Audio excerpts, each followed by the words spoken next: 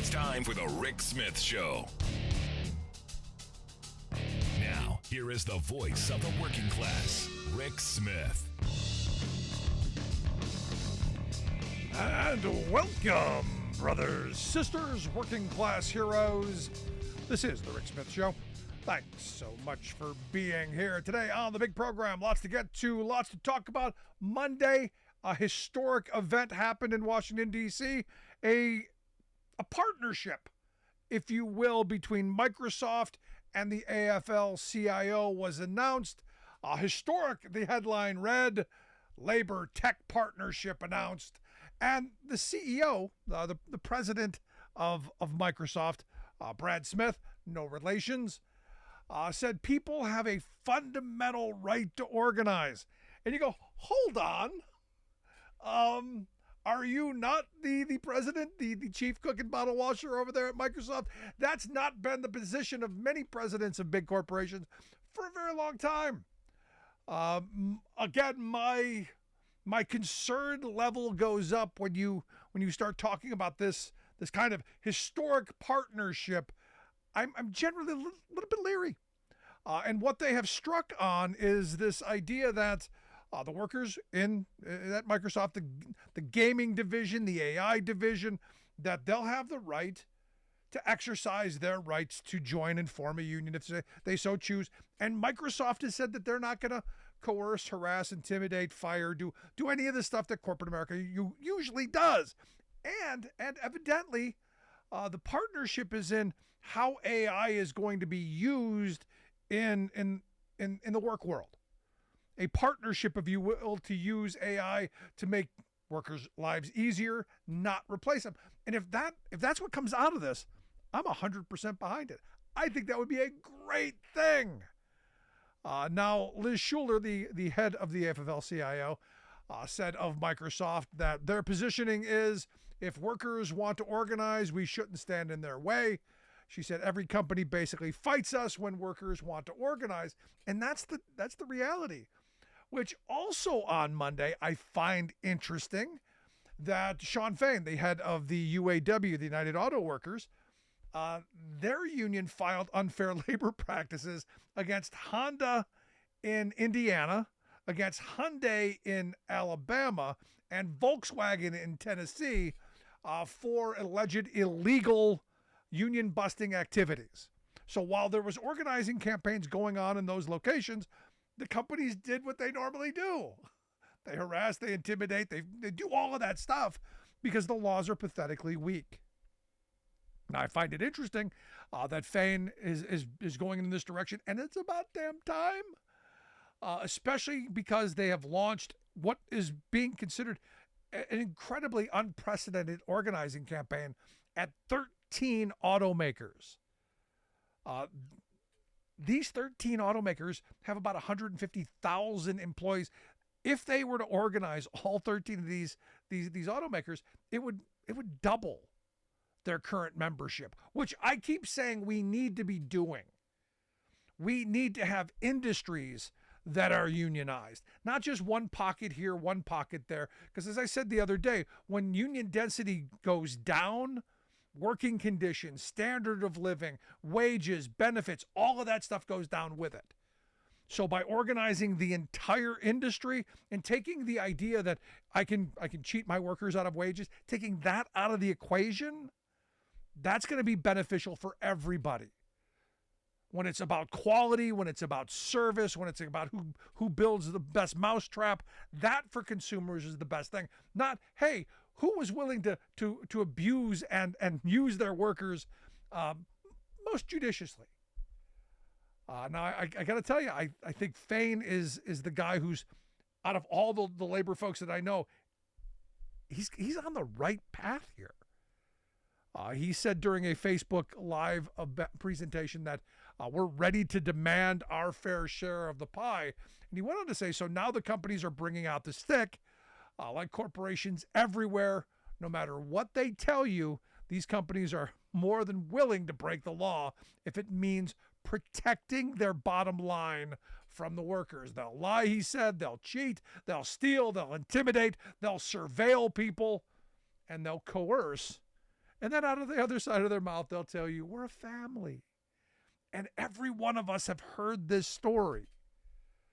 I'll tell you, in looking at some of the developments going on, I think the new year will be a good one if labor militancy continues, if more labor leaders across this country start looking to the likes of Sean Fain and saying, hey, how do we mobilize, educate, and activate our membership to go into the streets?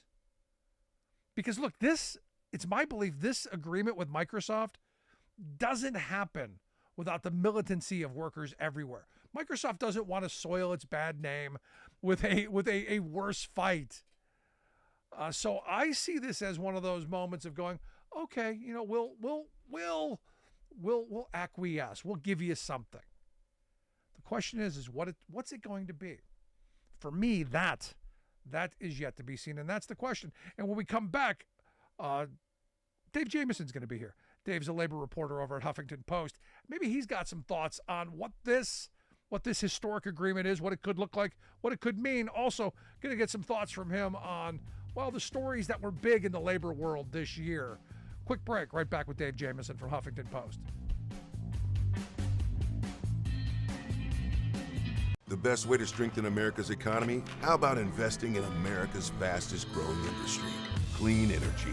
It means millions of jobs that pay well and can't be outsourced, and lower utility costs for families. Congress, let's get it done.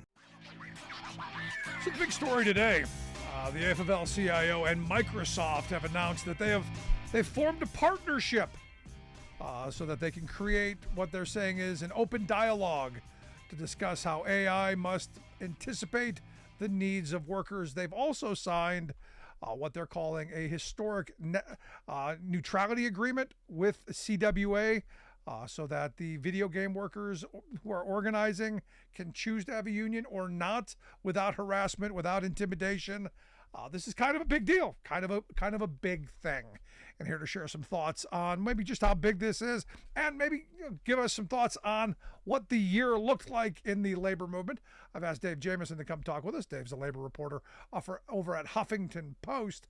You can check out his work at huffpost.com. Dave, thanks for taking time for us. Hey, Rick, good to be here. So what do you make of this story here? The AFL and Microsoft marrying up a little bit, new partnership for open dialogue on AI, and well, the union neutrality agreement. What do you make of that? Yeah, I'm always a little cautious on these sorts of alliances. Certainly at first, till we see how things play out. The AFL-CIO is calling it historic, and look, dialogue is good. I think neutrality, so workers can not feel coerced when they're making choices on union representation. That's always nice. I think people always justifiably kind of wonder, about this sort of partnership when organized labor is sort of openly embracing a business like Microsoft. And I think people reasonably wonder, is this does this help promote Microsoft and things of that nature? I'm not going to pass judgment on it yet. We'll kind of see where it goes, and whether this discussion they have on AI is truly helpful. Yeah, I mean, there's a lot here, and the devil always in the details. But I'll tell you, one of the things that I've been thinking, and because we've seen a number of these neutrality agreements popping up, is it's telling me that the organizing that's going on, the activity, the militancy that seems to be out there, and look, this year has been, at least in my lifetime, one of the most active labor years that I can recall. So there's part of me that goes, corporate America is a little concerned that this could continue to grow, and that this might be a way to go, hey, whoa, whatever you want, we'll tap things down, just go back to normal. Don't go marching in the streets, don't do that stuff. This just seems to be that kind of, tapping down some of the emotion. Yeah, I think if you want to take a charitable view on Microsoft here, it's that they see what's going on in the broader economy. They've seen a lot of this organizing that's happened, and they see that the general position of corporate America. Certainly, where new unions are coming is to fight them, as hard as you can. When you look at Starbucks or Amazon, and maybe they just want to take a different tack. Maybe they think, maybe they think there's no real good in fighting this if this is what our employees want. So maybe we'll go neutral, and maybe we'll get some nice press out of it, which is nice. Not a bad position to take if that's what their read is on things. No, it's what they're getting. But like I said, this has been in my lifetime, and maybe yours as well, since we're around the same age ish. This has been an incredible year for labor activism. The militancy level has ramped up. We're seeing, lots of victories and lots of activity. Any thoughts on what this year has meant, what it could mean going forward? Any thoughts?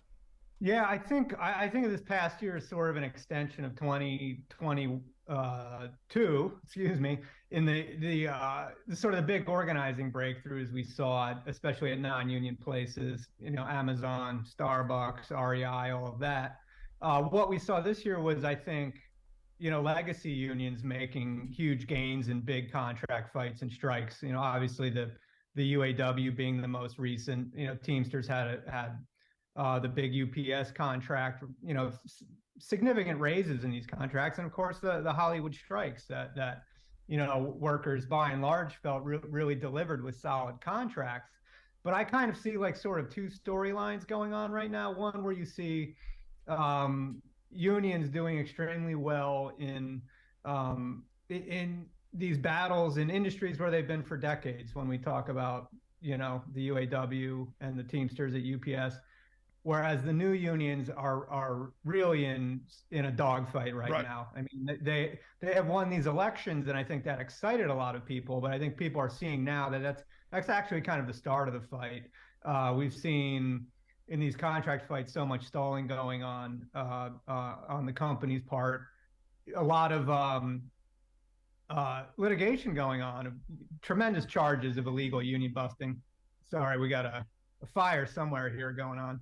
No, it's what I said, Dave. When I had met some Starbucks workers, and they were like, "We've got a union." I go, "Well, yeah, but you don't have a contract," and that's the part that eventually you got to get to, because that's the enforcement, that's the mechanism you need. So yeah, great, we won some fights, but the big fight is getting that first contract, which is why I keep coming back to, while we have all of these this stuff going on, we do need major comprehensive labor law reform. To ensure that workers have the option of being able to get that first contract.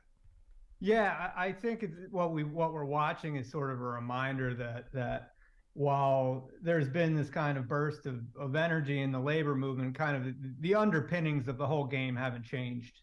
Certainly haven't changed yet when we talk about legally and politically. I mean, the politics have shifted, but there certainly hasn't been the momentous changes that I think would need to happen to see like union density really turn around in this country. So even though there's, I think, a lot of optimism right now, justifiably for unions, I'm really cautious in ever saying that we're witnessing some sort of massive turnaround right now. Yeah, I mean, what's interesting to me, and again, I keep coming back to this, the narrative that's out there. And I think it was Virginia Fox who, not too long ago, said, none of these people want to work. None of these people want to work. That it was said, I think it was at a hearing about people talking about overtime, which again, very weird. But it's this narrative that you get from the right that, union people are lazy, and this stuff has permeated the mindset of some. And yet, again, I look at the political divide that we're in. Do you have any hope the coming year, since it's a major election year, that this issue is somewhere near the top of the important list? I think so. One thing you look at is just the popularity of collective bargaining right now. I mean, we've all seen the polls. Unions being at really at a 50-year, 60-year high in terms of the general public's approval. How that really shifts things in the politics of the moment, I don't know. I read a piece over the weekend with Nikki Haley rising in the GOP presidential polls of really just how viciously anti-union she was in South Carolina. I mean, literally saying we don't want jobs coming down here if they're going to be union jobs. We don't want to taint the water. No, I used to play a clip all the time of her. She was talking to Walmart, the Walmart shareholders meeting, and says she wears pointy-toed shoes because she knows where to kick unions when they want to come to South Carolina. She kicks them where it hurts, she said, with her pointy toes. And you go, look, so basically what you're saying is you're going to continue to have the lowest paid, most abused workforce in the country.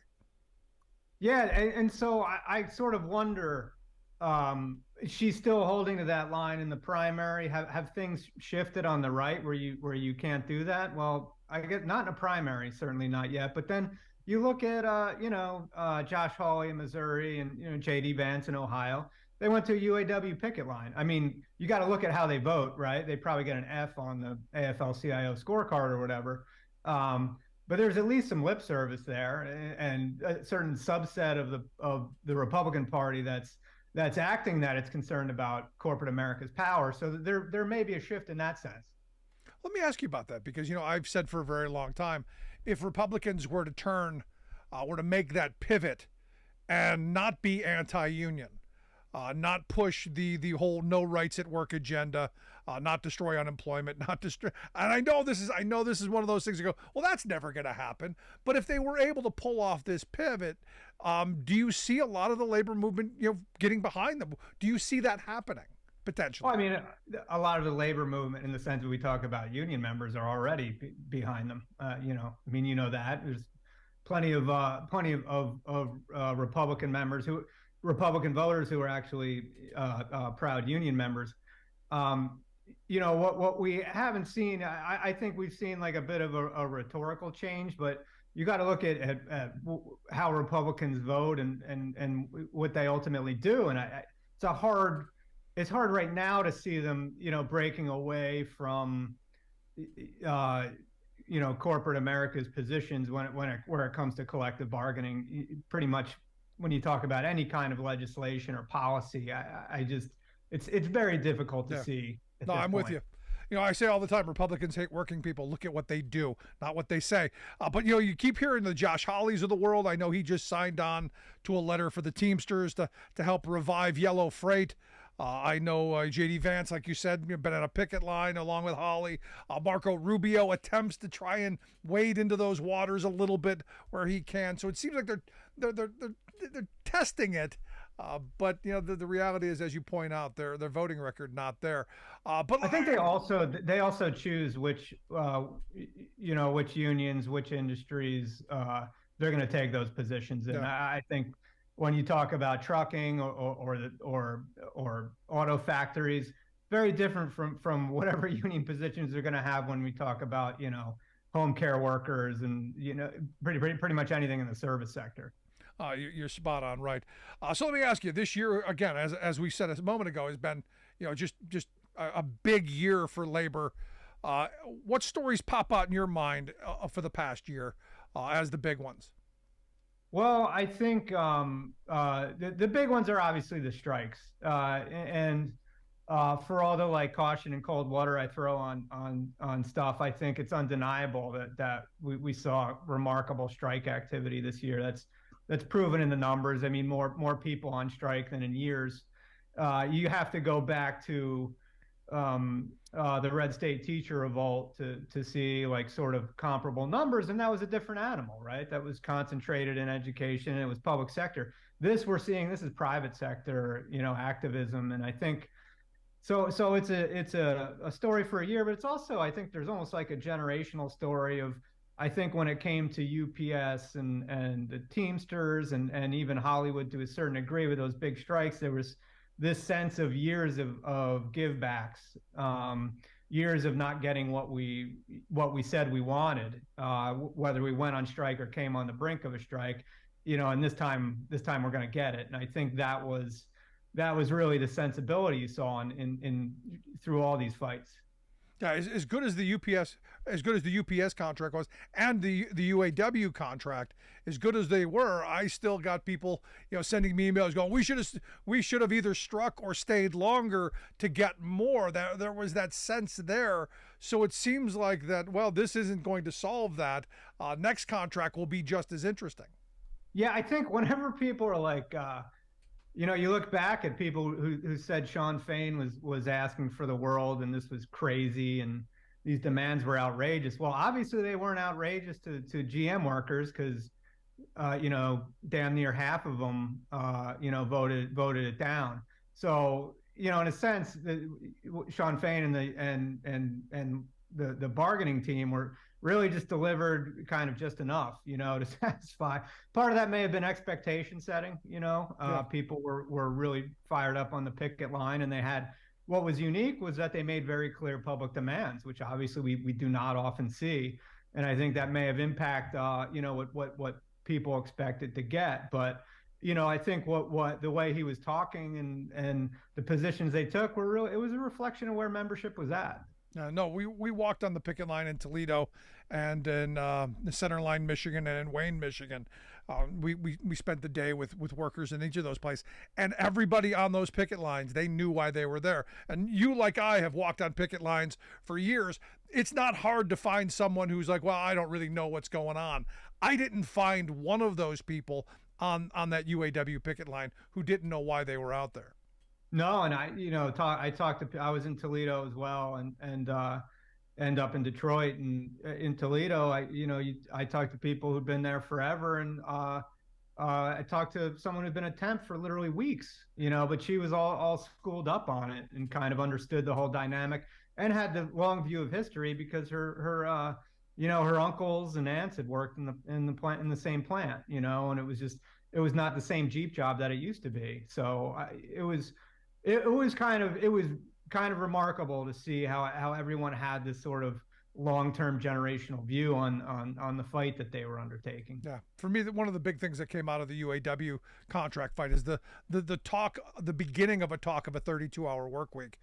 By putting that on the table, beginning that conversation a little bit. And look, I didn't find anyone on the picket line who believed that they were getting a 32-hour work week, because it was one of those things I brought up to everyone. But I kept saying, this is how we begin getting to that place.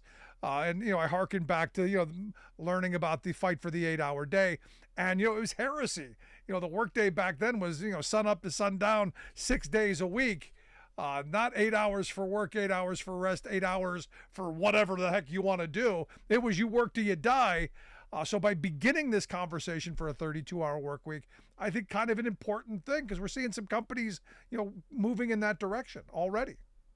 Yeah, and you can sort of look back at the $15 minimum wage. It's different because we're talking about a wage rate, and there's inflation and things change over time. It went from very, very quickly from outrageous to very realistic, and then very quickly the de facto position of the Democratic Party, right? Yeah. So I think, once you sort of normalize something like talking about a 32-hour work week, it can move pretty quickly into sort of the mainstream of ideas. Yeah. It's interesting how that fight for 15 and a union just became fight for 15.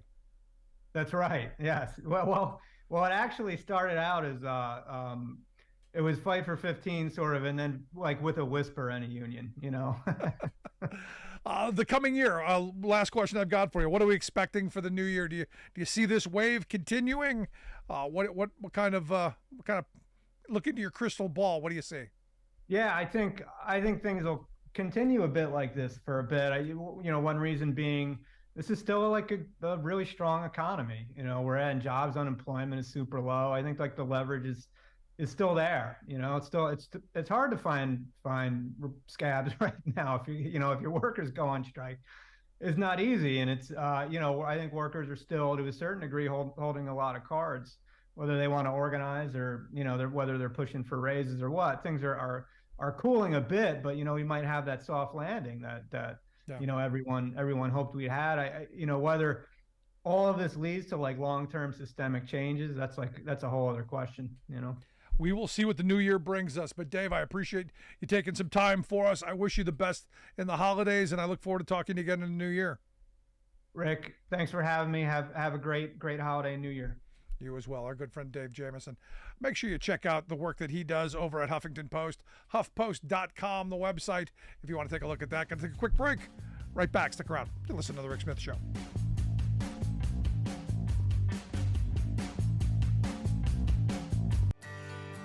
From the steel mills of Pennsylvania to the auto factories of Michigan to the modern makers movement, manufacturing makes our nation great.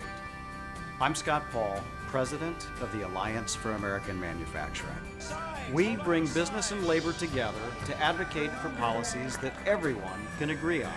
Together, we can strengthen manufacturing and create good-paying American jobs.